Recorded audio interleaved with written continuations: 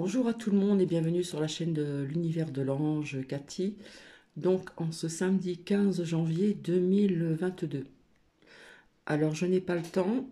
Depuis tout à l'heure, j'essaye de mettre le zoom, il ne marche pas.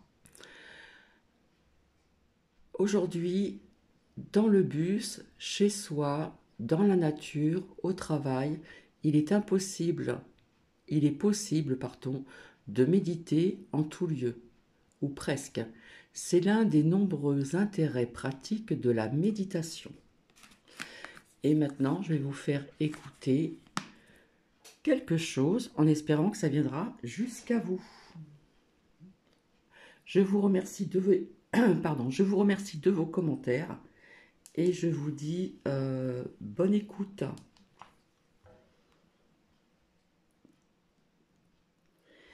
Et bonne journée pour les personnes qui sont chez eux ou qui vont être à l'extérieur. Si l'enfer, c'est les autres, l'enfer d'Emmanuel Macron manque cruellement de place. Les autres, pour le président de la République, ce furent d'abord les pauvres. Dommage pour lui, ils étaient alors 10 millions. Pour la peine, il leur retira 5 € d'APL et ne cessa de les appauvrir pendant 5 ans. Ce furent ensuite les chômeurs. Pas le chômage, non, les chômeurs. Il commença par des sobriquets. Ceux qui n'ont rien n'auront qu'à traverser la rue pour trouver un emploi, pour pouvoir se payer un costard, car visiblement, ils dépensent un pognon de dingue dans les aides sociales. Puis, il fit peser sur eux une malédiction. S'ils étaient au chômage, ils devraient percevoir moins d'indemnités pour cesser d'être au chômage, tâche ardue quand il y a plus de demandeurs d'emploi que d'emplois disponibles, mais son devoir était accompli. Il fit de leur existence un enfer. Les militants écologistes furent les suivants. Le président était vexé que l'on retire des mairies son portrait frappé par la grâce. Menacé dans son pouvoir par ses autres, âgés de 16 à 25 ans et munis de pancartes inoffensives, il appela en renfort les CRS et fit gazer et matraquer les manifestants enragés. Il fit de même avec les gilets jaunes, à qui il appliqua la règle œil, dent pour dent à la lettre. Les gilets jaunes perdirent leur œil, certains leurs dents et d'autres, plus originales, leurs mains. Vinrent ensuite les professeurs et personnels de l'éducation nationale. Tous n'étaient que des feignants patentés, des frileux incapables d'ouvrir la fenêtre pour faire court lorsqu'il fait moins de degrés, des bons à rien, pas même d'aller aux fraises. Enfin, Emmanuel Macron fit entrer de nouveaux venus dans son enfer, les non-vaccinés. Il claironna dans les journaux qu'il fallait les emmerder et prononça leur déchéance de citoyenneté. Jusqu'à ce jour précis, où l'enfer d'Emmanuel Macron manquait de place puisqu'elle s'était mis tout le peuple à dos. Car le président de la République ne sait pas gouverner autrement qu'en désignant des ennemis. La fonction principale d'Emmanuel Macron n'est pas de donner les grandes orientations de la nation, mais bien les grandes orientations quant aux personnes qu'il fallait détester. Qui sont ces nouveaux adversaires ? Une étude nous indique que 40% d'entre eux vivent dans des déserts médicaux ou sont éloignés des systèmes de santé. Le président de la République se garde bien d'évoquer les inégalités de santé qui disloquent notre pays et dont il est tributaire. Au hasard, jetez un coup d'œil au taux de vaccination à Paris, en Seine-Saint-Denis ou en zone rurale. Autrement dit, il s'agit de personnes pauvres dont l'accès en soins est entravé par leurs conditions sociales. Les mêmes qui souffrent le plus souvent de comorbidités, les mêmes qui sont le plus exposés aux formes graves. Ces personnes-là sont les premières victimes du fait de ne pas être vaccinées, mais plutôt qu'aller vers eux, vous préférez les stigmatiser. D'autres ne sont pas vaccinés par choix. Parmi eux, des personnes seulement hésitantes, à qui vos méthodes semblables à un revolver sur la tempe ont déplu. Soit, pensez-vous que vos méthodes les convaincront davantage ? Probablement pas, mais peu importe à Emmanuel Macron.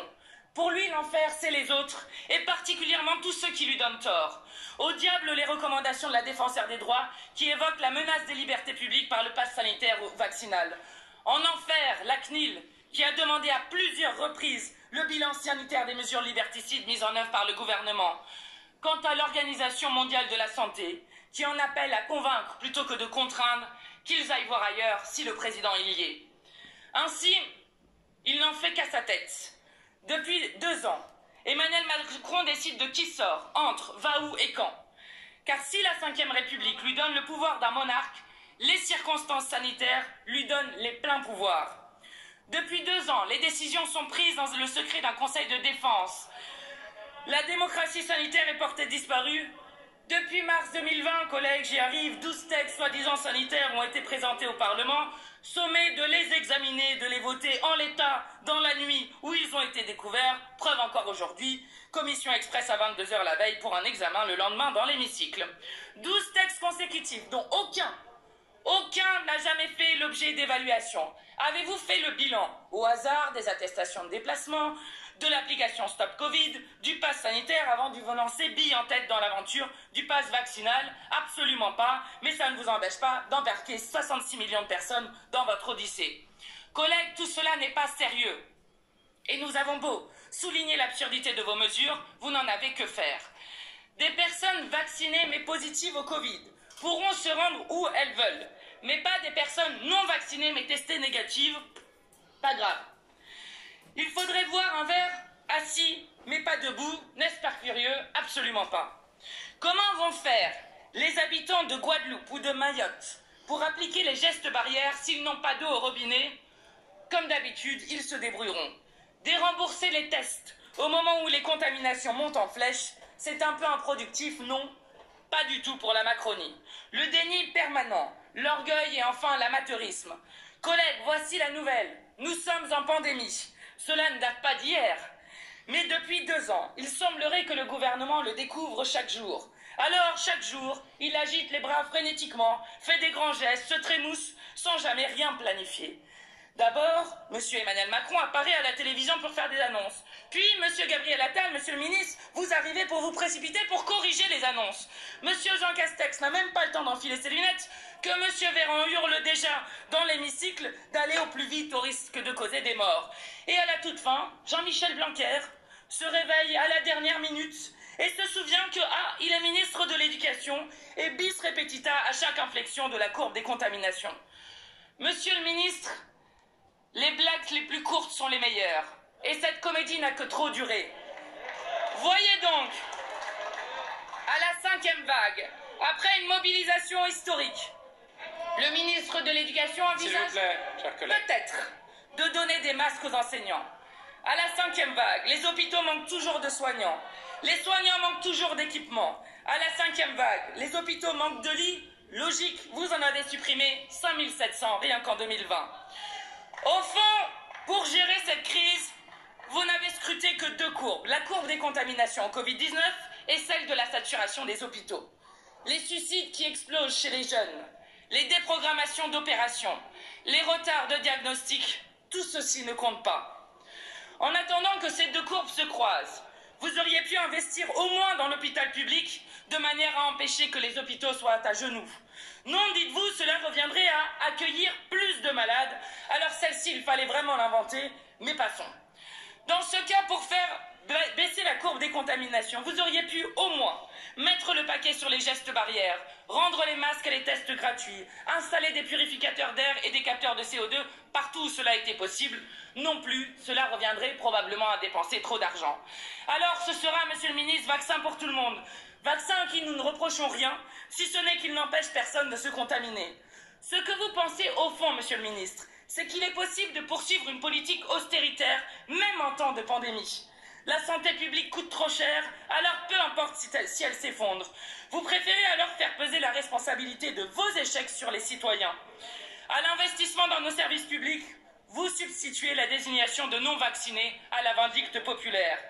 Comme toujours, vous êtes incapable de faire consentir la population à votre politique injuste autrement que par la contrainte. 2 ans, la crise du coronavirus n'est pas une parenthèse dont nous sortirons du jour au lendemain, aussi longtemps que vous ne traiterez pas les causes à la racine. Ce que nous vivons, collègues, pourrait même préfigurer des bouleversements sociaux que nous connaîtrons lors d'événements climatiques extrêmes.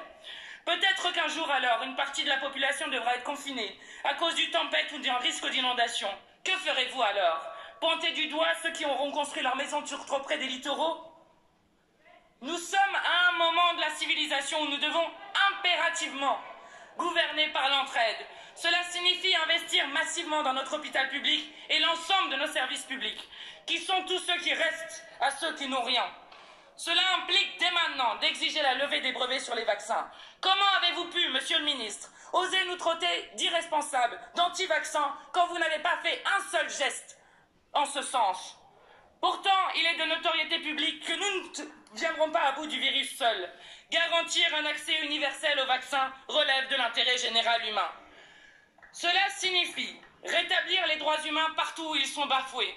En Guadeloupe, vous n'avez même pas daigné accepter de distribuer des bouteilles d'eau à la population qui en manquait en déclenchant le plan Orsec eau potable. Cela prendrait des années et coûterait trop cher, m'avez-vous dit. Cela signifie mettre un terme à cette folie d'entreprises qui s'enrichissent sur le dos du malheur mondial à raison de 1000 $ par seconde pour Pfizer, Moderna et BioNTech. Cela signifie aussi traiter les causes des pandémies en menant la bifurcation écologique et solidaire dont nous avons absolument besoin. Cela exige surtout de vous mettre hors d'état de nuire, car collègues, l'enfer, ce serait 5 ans de plus d'Emmanuel Macron.